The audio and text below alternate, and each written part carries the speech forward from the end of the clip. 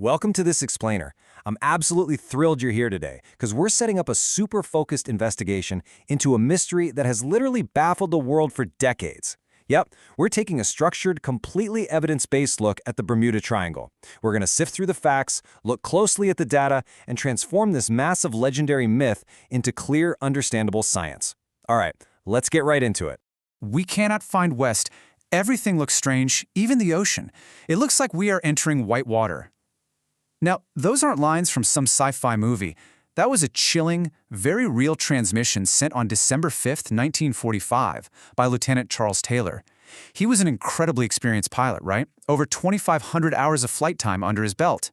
But on that completely clear day, a perfectly routine training mission for 5 U.S. Navy torpedo bombers escalated into an absolute nightmare.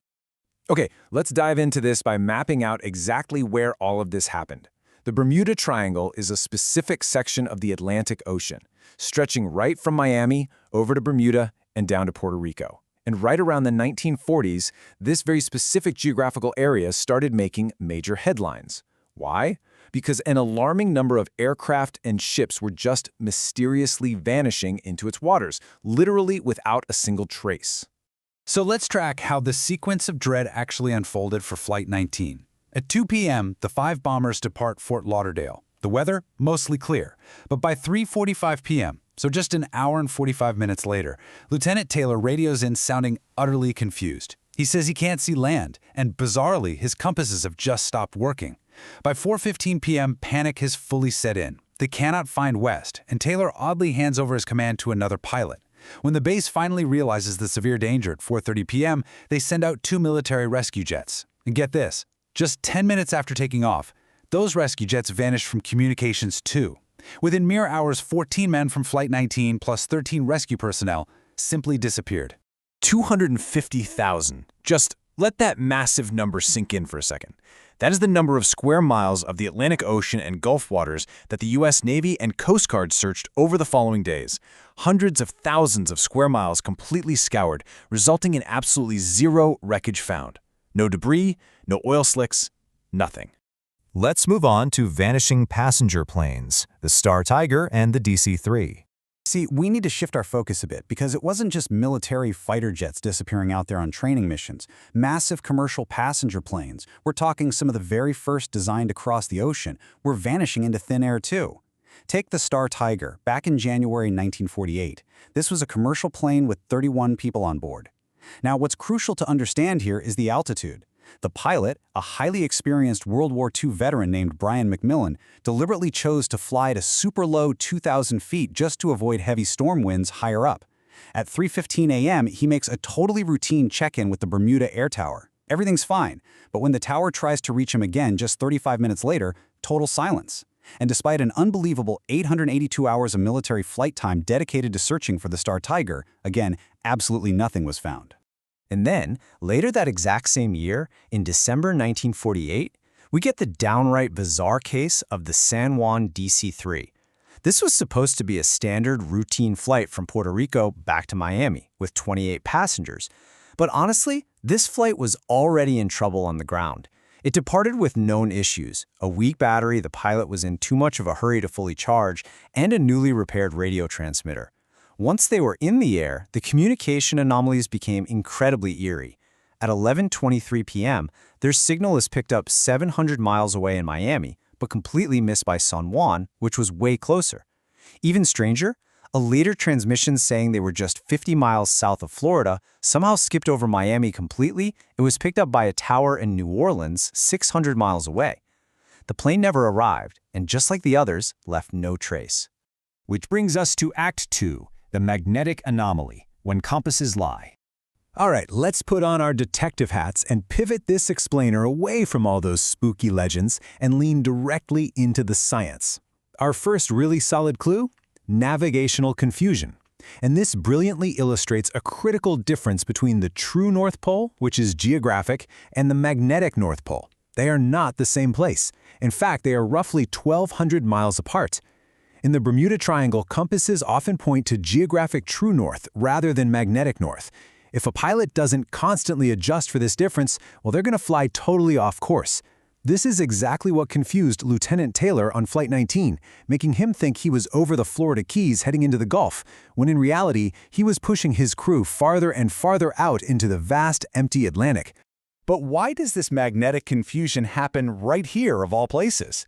Well, the answer is a staggering 500 billion tons. That represents the amount of highly magnetic magnetite left behind by an ancient underwater volcano that actually formed the island of Bermuda millions of years ago. As the magma cooled into basalt, it left a massive concentration of this magnetic substance, stretching like 200 miles out from the island. It is literally capable of pulling a compass needle off by a fatal 10 degrees. And look, if you're flying over the open ocean with zero landmarks, a 10-degree error, that means you are hopelessly lost. Moving to our next theory, the methane threat, danger from the deep. So this second scientific theory focuses on a terrifying geological phenomenon hidden deep beneath the ocean floor. And it perfectly explains why ships and planes could vanish so suddenly, leaving absolutely no debris behind for search parties to find. Here's how a methane blowout actually happens. First, methane gas is naturally trapped below the ocean floor in a frozen state called methane hydrates. But if there's a tectonic shift, an underwater landslide, or simply a warming of the seafloor, step 2 kicks in. These hydrates rapidly destabilize, which triggers step 3. Massive plumes of gaseous methane explosively shoot up from the bottom of the sea straight to the surface. So what happens when that massive gas bubble actually reaches the surface? Well, the effects are absolutely devastating. For ships, this methane severely reduces the density of the water, a process called water aeration. The ocean essentially turns into foamy, airy water that literally cannot support the weight of a heavy ship, causing it to lose buoyancy and sink like a stone in seconds. And for planes, methane is highly flammable. If a massive burst of gas reaches the atmosphere, it could be sucked right into an aircraft's engines, causing them to instantly burst into flames. Now, researchers note the plane would have to be flying quite low for this to happen, but hey, remember the Star Tiger? The pilot intentionally flew at an unusually low 2,000-foot cruising altitude. That put him right in the danger zone for a potential methane burst. Now let's look at the real culprits, weather and human error. While magnetic anomalies and methane blowouts are fascinating and entirely real geological phenomena, we have to look at the most statistically likely reasons for these disappearances. And that's the natural brute force of the environment above ground. The Bermuda Triangle is basically a perfect storm engine. Massive weather systems form off the west coast of Africa, where dry, hot air from the Sahara Desert collides with the moist, warm air of the Atlantic. This creates tremendous atmospheric instability. Global wind patterns then push these developing storms directly toward the Bermuda Triangle. But before they even get there, they travel over 1,000 miles of incredibly warm, humid ocean water. This acts as pure fuel, intensifying these storms into massive, unavoidable walls of hurricane weather long before they ever make landfall. So the crucial point is this. Early aviation lacked modern GPS. Today, our phones can tell us our exact coordinates literally anywhere in the world. But back in the 1940s, a pilot relying on just a compass, a watch, and estimated speeds was incredibly vulnerable. If a pre-GPS flight like that DC-3 we talked about entered pitch-black stormy conditions with a weak battery and failing comms, they wouldn't even know they were lost until it was way too late. A simple calculation mistake over the open ocean meant flying aimlessly until the fuel ran dry, followed by a silent plunge into the dark Atlantic waters below.